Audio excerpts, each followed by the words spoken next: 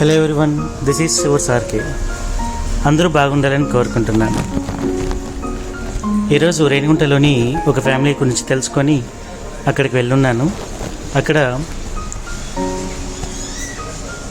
అవ్వ తాత ఒక ఇంట్లో నివసిస్తున్నారు. అక్కడ వాళ్ళు రోజు గడపడానికి కూడా వీళ్ళు కష్టపడుతున్నారు. చుట్టుపక్కల వాళ్ళ సాయం మీద కొంచెం అటు ఇటుగా కొంచెం జీవనాన్ని సాగిస్తున్నారు. అవ్వ తాతతో మాట్లాడాను ఈరోజు నేను. వాళ్ళ పరిస్థితులు సమస్యలని నాకు చెప్పారు. అందులో ఆ తాతగారికి పక్షవాతం వచ్చిందంట. ఆ అవ్వగారికి చెవు సరిగ్గా వినిపించదు.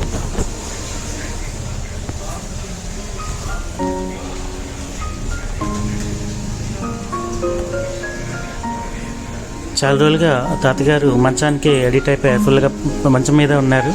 లేచి నడవలేరు. వాళ్ళ పనులు వాళ్ళు సరిగా చేసుకోలేరు. అవ్వగారు చూసుకునే వాళ్ళు అన్ని పనులు. మధ్యాహ్నం వరకు కూడా తినలేదంటే ఇంతవరకు వాళ్ళు ఆ పనులు చేసుకుంటూ నా వంతు సాయంగా ఏదో చిన్న సాయంగా వాళ్ళకి కావాల్సిన ఇంటికి కావాల్సిన సరుకులు, గ్రాసరీ, నూనె, కూరగాయలు, పప్పులు, బియ్యము, ఖర్చులకు కావాల్సినవి నా వంతు చిన్న సాయంగా వాళ్ళకి అందజేశాను.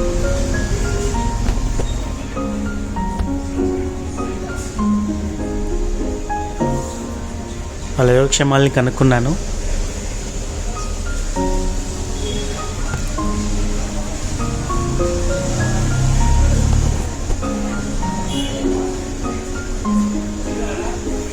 తాతగారితో వాళ్ళ సమస్యల గురించి డిస్కస్ చేశాను.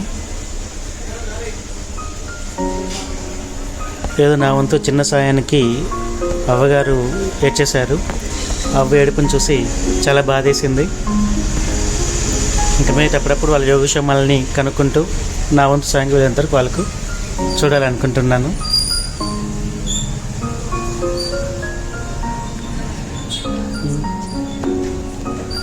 ఈ అవకాశాన్ని ఇచ్చిన దేవునికి కృతజ్ఞతలు తెలుపుకుంటున్నాను.